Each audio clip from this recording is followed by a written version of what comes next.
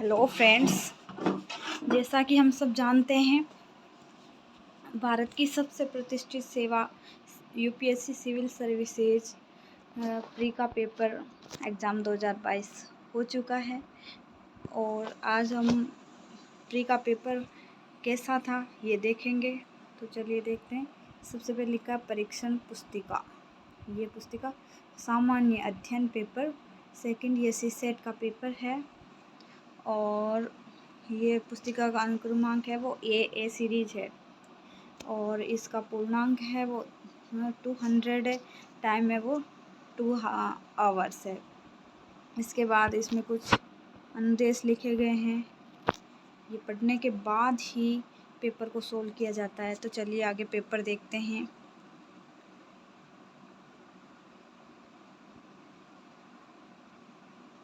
निम्नलिखित 3 प्रश्नांशों के लिए निर्देश। अब इसको थोड़ा सा बड़ा कर लेते हैं ताकि आराम से देख पाएँ अपन।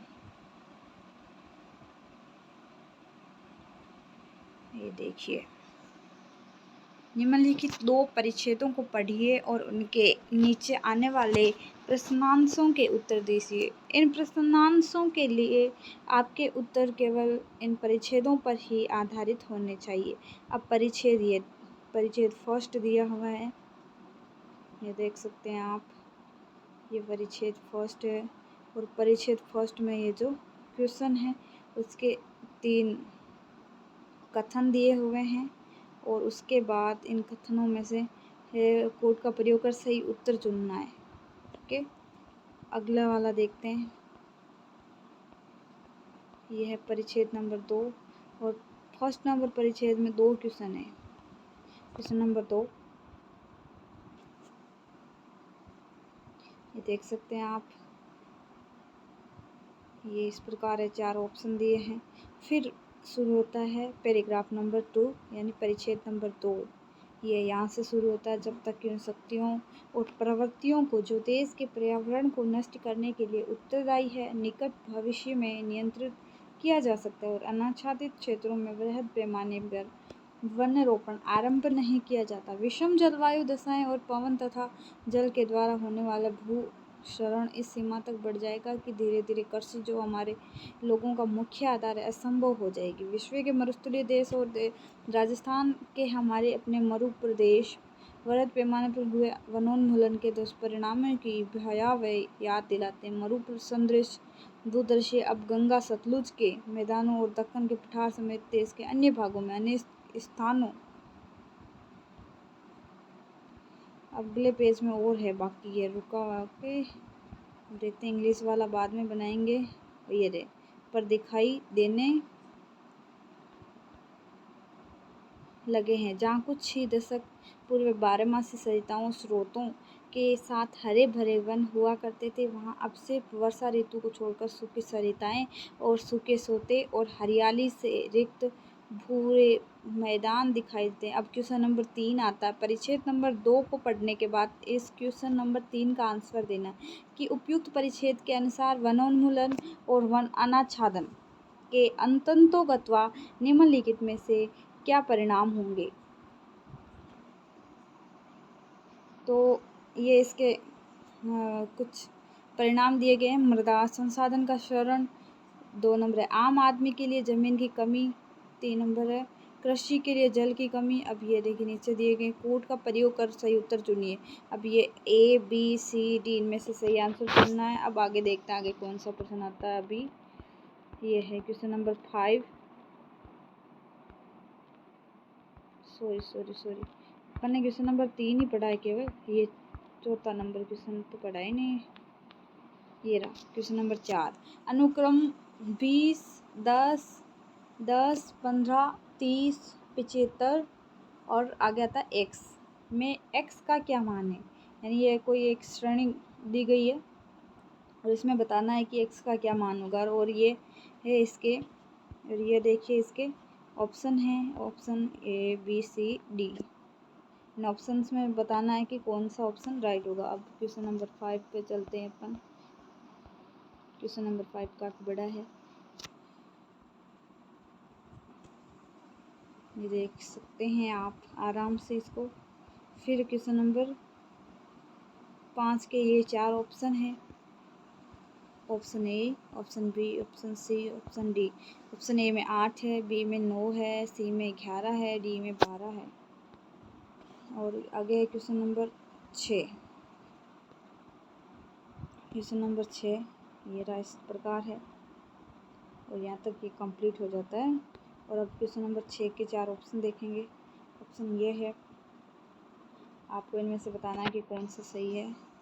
अब आगे इंग्लिश वाला वैसे बाद में अलग से बनाएंगे। ये है क्वेश्चन नंबर 7। क्वेश्चन नंबर 7 इस प्रकार है, निम्नलिखित में से जून 2099 के किस दिनांक को रविवार होगा। ये कैलेंडर का क्वेश्चन है, रीजनिंग का, और इसके ये 4 ऑप्शन दिए हुए हैं। अब क्वेश्चन नंबर 8, ये देखिए क्वेश्चन नंबर 8, और इसका नंबर 1 वाला, कथन नंबर 1, कथन नंबर 2, कथन नंबर 4। अब बताने कि उपयुक्त कथनों में से कौन से सही नहीं है। सही नहीं है, देखिए यहाँ पे लिखा है कि सही नहीं है। अब तक के जितने भी क्वेश्चन आए उनमें ये पूछा गया है कि कौन से कथन सही है, जबकि ये एक अकेला क्वेश्चन आया है जिसमें पूछा है कि कौन सा कथन सही नहीं है। चलिए आगे बढ़ते हैं। आगे क्वेश्चन नंबर 9, नंबर 9 ये है। नंबर 9, नंबर 9 इस प्रकार है, देख सकते हैं आप क्वेश्चन नंबर 9।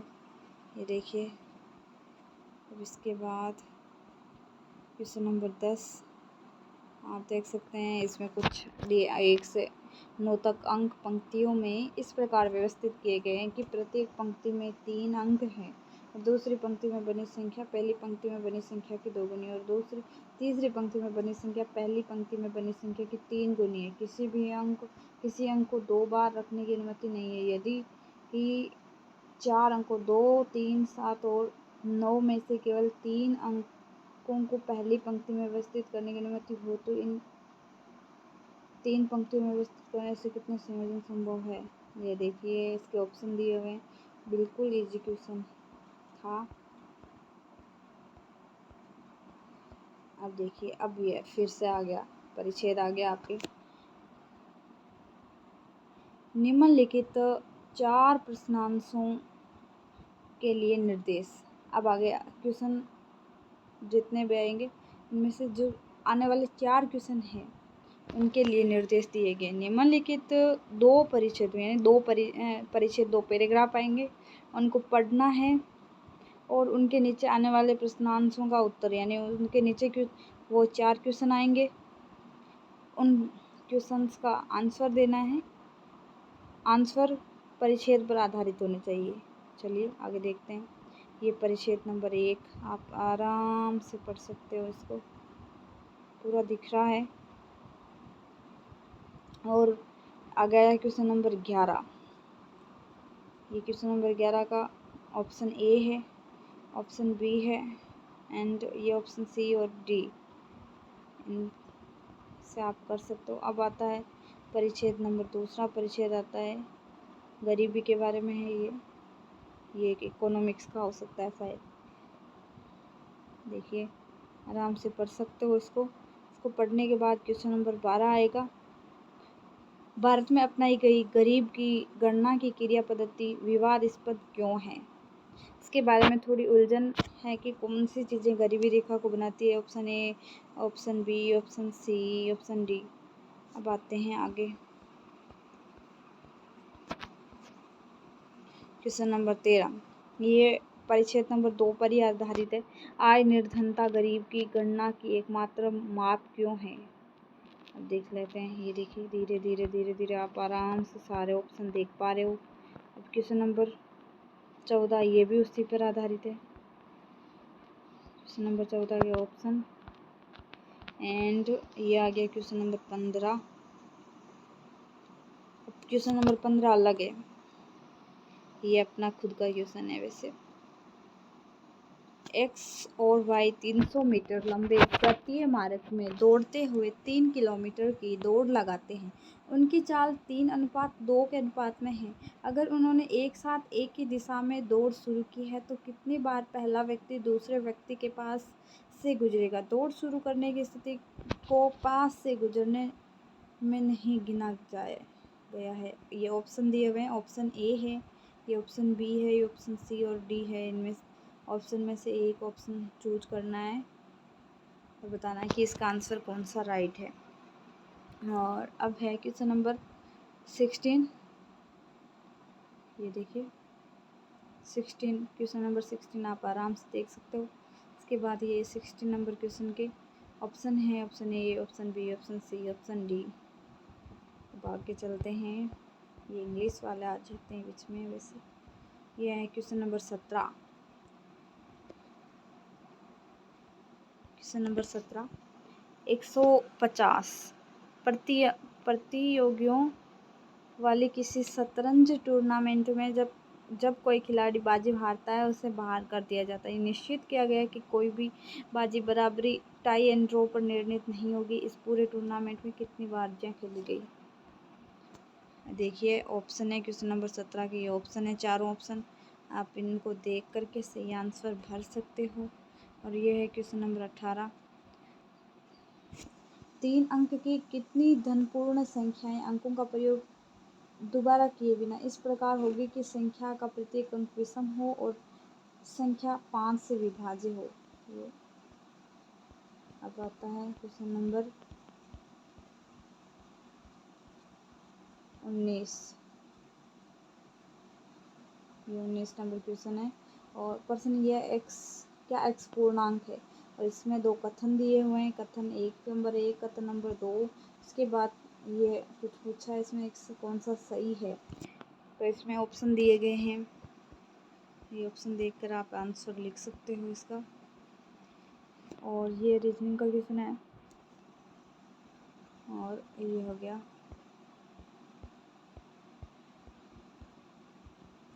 ये फिर आगे निम्नलिखित 3 प्रश्नांशों के लिए निर्देश।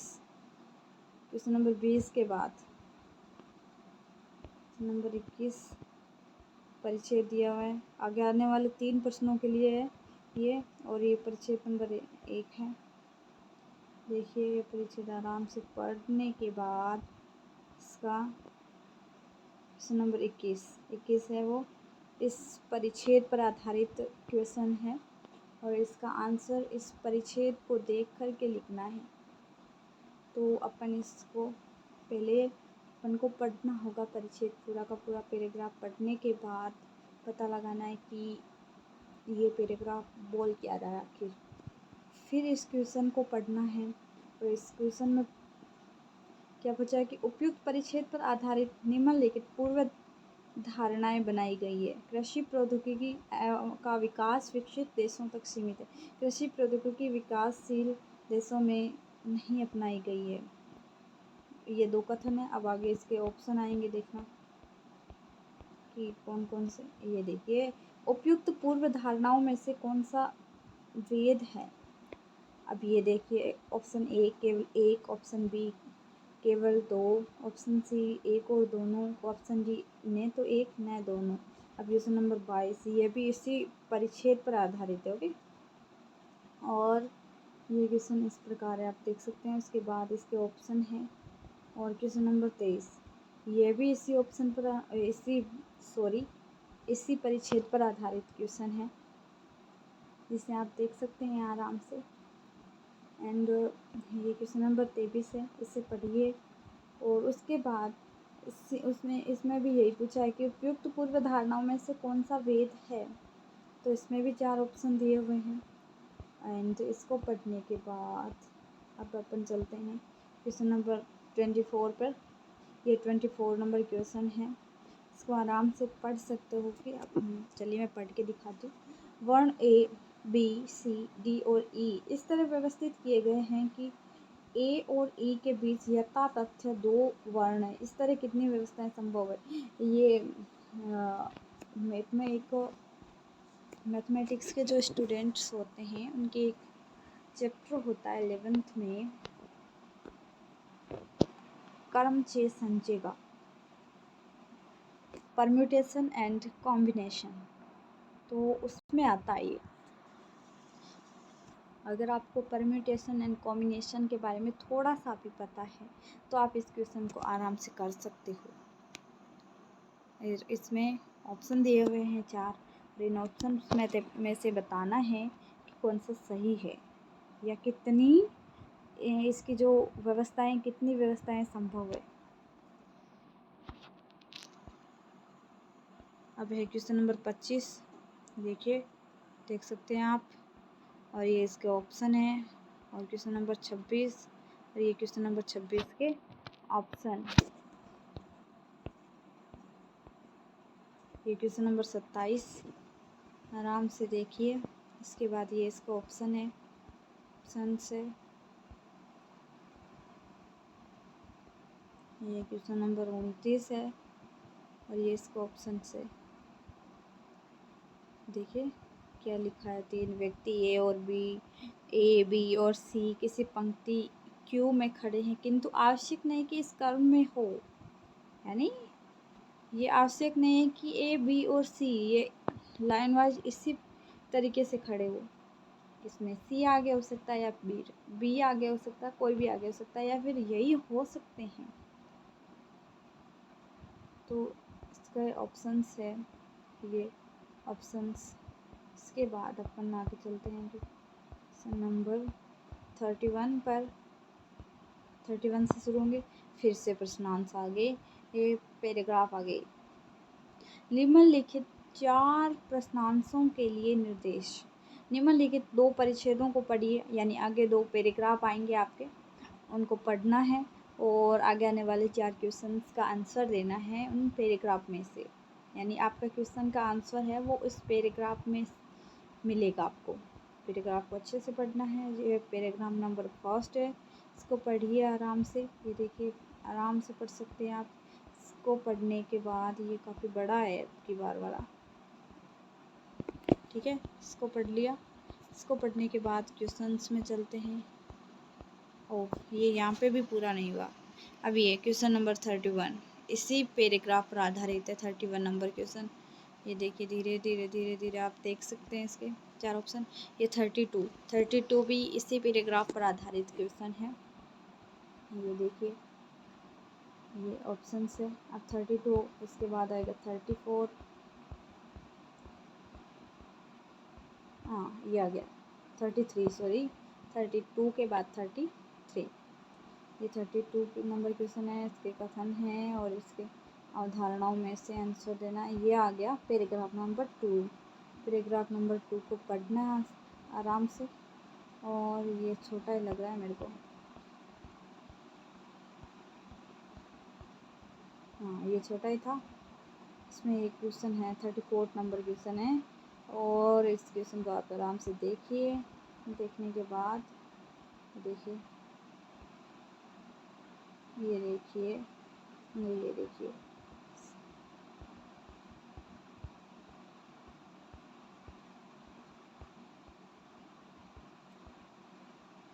क्वेश्चन नंबर 37, इसको देखिए, और इसके ऑप्शन से 38 नंबर क्वेश्चन है ये। इस बार क्वेश्चन रीजनिंग और मैथ के ज़्यादा हैं। ये है क्वेश्चन नंबर 39, ये देखिए, ये भी रीजनिंग का क्वेश्चन है, और ये भी रीजनिंग का क्वेश्चन है।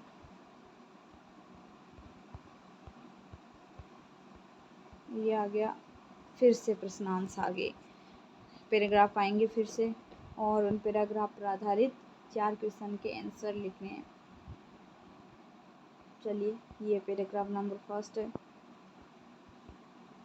और ये 41 नंबर क्वेश्चन है, ये 42 नंबर क्वेश्चन है। इसके बाद आता है पैराग्राफ नंबर 2, जनांकी के लाभांश का अवसर, जो भारत में शुरू हो चुका है। अब देखिए, इसको इस प्रकार आराम से पढ़ने के बाद इस 43 नंबर क्वेश्चन का आंसर लिखना है आपको। देखिए पैराग्राफ, इतने ज़्यादा पैराग्राफ आ रहे हैं, इसका मतलब यही हुआ कि पैराग्राफ वेरी इम्पोर्टेंट है इन सी सेट।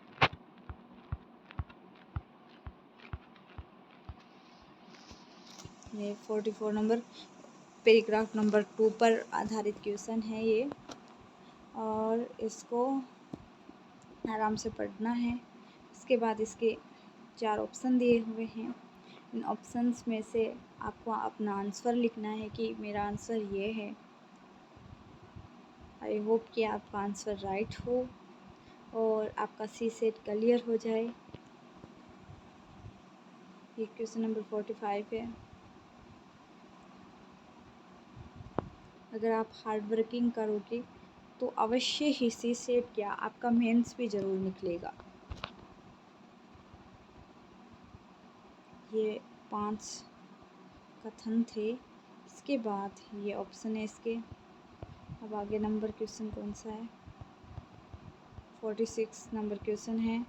ये आप आराम से पढ़ सकते हो। इसको पढ़ने के बाद इन 4 ऑप्शन में से आंसर देना है।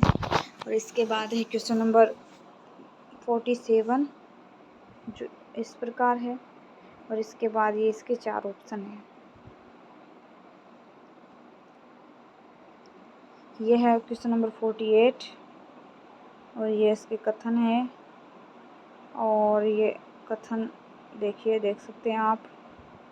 ये क्वेश्चन नंबर 49 है, देख सकते हैं आप। इसके कथन दिए हुए हैं। अब देखिए इसके ऑप्शन देखते हैं क्या क्या ऑप्शन दिए हुए हैं। ये रही ऑप्शन, ये रहे। निम्नलिखित में से कौन सा एक उपयुक्त प्रश्न और कथनों के बारे में सही है? और ये देखिए, देख सकते हैं इसके ऑप्शन हैं। इसके बाद क्वेश्चन नंबर 50, ये 50 नंबर क्वेश्चन है। आराम से देख सकते हो। उसके कथन दिए हुए हैं, प्रश्न दिए हुआ है, और ये 4 ऑप्शन दिए हुए हैं।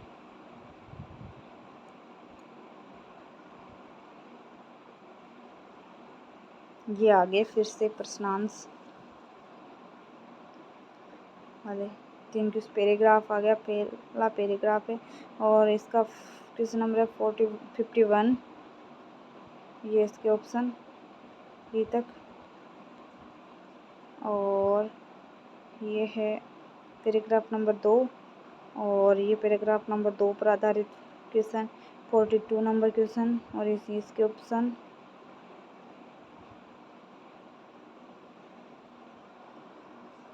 ये 53 नंबर क्वेश्चन भी दूसरे पैराग्राफ पर आधारित है। ये इसके ऑप्शन है। और ये 54 नंबर क्वेश्चन है। ये देख सकते हैं आप आराम से। इसके ऑप्शन है ये। इसके बाद क्वेश्चन नंबर आता कौन सा है? 55 नंबर क्वेश्चन, जिसे आप आराम से पढ़ सकते हो। इसको पढ़, ये भी रीजनिंग का क्वेश्चन है। और इसके बाद ये इसके 4 ऑप्शन दिए हुए हैं। इन ऑप्शंस को पढ़ने के बाद आपको पता चलना चाहिए कि कौन सा ऑप्शन मेरा राइट हो रहा है। ये रहा 56 नंबर क्वेश्चन, और ये इसके 4 ऑप्शन। आगे देखते हैं। ये देखिए 57, और ये इसके 4 ऑप्शन। ये 58 नंबर क्वेश्चन, और इसमें ये भी एक।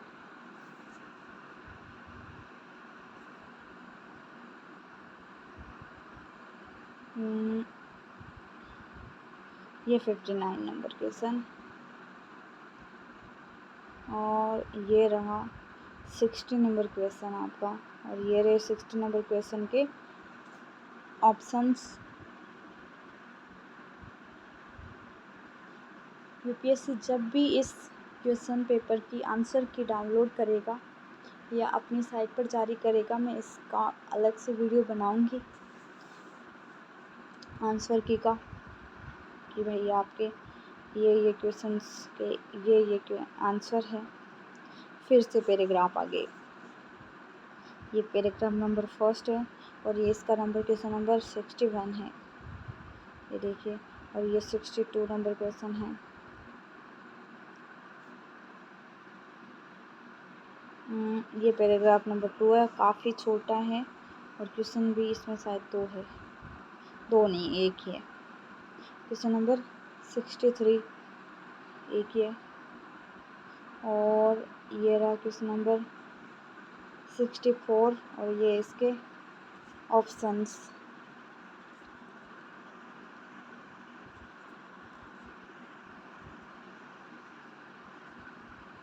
हम्म 65 नंबर क्वेश्चन और इसके ऑप्शंस इस प्रकार हैं, देख सकते हैं आप।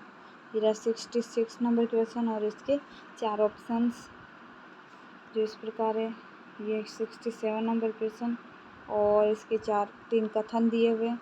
इसके बाद बताना है कि कौन सा सही है, ठीक है। ये 68 नंबर क्वेश्चन, इसके 2 कथन दिए हुए हैं और बताना है कि कौन से कथनों में से कौन सा सही है, ठीक है। ये 69 नंबर है और ये इस प्रकार है। ये है क्वेश्चन नंबर 70 नंबर क्वेश्चन। ये फिर से आगे पैराग्राफ आएंगे 2 और 3 क्वेश्चन होंगे जो पैराग्राफ पर आधारित होंगे और उनके आंसर होंगे वो आपको इन्हीं पैराग्राफ पर आधारित लिखने हैं। तो इनके आंसर क्या हो सकते हैं, ऑब्जेक्टिव टाइप के होंगे। फिर ये देखिए पैराग्राफ नंबर 1 है ये। इसके बाद ये क्वेश्चन नंबर 71 है, ये देख सकते हैं आप। इसके बाद आता है ये 72 नंबर क्वेश्चन, पैराग्राफ नंबर 2 और इसका इक्वेशन ये 73 और आगे क्वेश्चन नंबर 74 और ये इसके ऑप्शन क्वेश्चन नंबर 75 और ये इसके ऑप्शंस आगे। ये मैथ के क्वेश्चंस, मैथ और रीजनिंग के क्वेश्चंस है। ये क्वेश्चन नंबर 76 और ये इसके 4 ऑप्शंस। ये क्वेश्चन नंबर 77 और ये इसके 4 ऑप्शंस। आराम से पढ़ सकते हो आप। और ये क्वेश्चन नंबर 78 और ये इसके 3 क्रमागत पूर्णांकों का योग उनके गुणनफल के बराबर हो, ऐसी कितनी संभावनाएं हो सकती है, ठीक है। और ये क्वेश्चन नंबर 79 और इसके ऑप्शंस। ये क्वेश्चन नंबर 80, ये 80 नंबर क्वेश्चन है और ये इसका ऑप्शन है, देख सकते हैं। ये लास्ट क्वेश्चन है इसलिए पढ़ देती हूँ मैं क्या लिखा है इसमें। ABC का औसत भार 40 किलोग्राम है, BDE का औसत भार 42 किलोग्राम है और F का भार B के भार के बराबर है। F का भार किसके बराबर है, B के, इधर B के बराबर है। ABCDE और F का औसत भार क्या होगा, ये निकालना है। बहुत ही इजी क्वेश्चंस हैं मैथ वाले तो। इसके बाद ये देखिए रफ वर्क के लिए भी पेज दिए हुए होंगे। ये रफ वर्क के लिए 1st नंबर पेज है और ये रफ वर्क के लिए 2nd नंबर पेज है और ये रफ वर्क के लिए 3rd नंबर पेज है और 4th नंबर एंड ये लास्ट पेज है। इस पर भी कुछ ये थोड़ा छोटा कर लेते हैं, पढ़ लेते हैं क्या ये देखिए इसमें भी कुछ अनुदेश हैं। और ये आज का वीडियो आपका कंप्लीट होता है। आज का पेपर कंप्लीट हुआ। आपको पेपर कैसा लगा ये कमेंट करके बताइएगा और आपको अगर मेरा वीडियो अच्छा लगा है तो मेरे चैनल को सब्सक्राइब कीजिएगा एंड वीडियो को शेयर कीजिएगा। Thank you.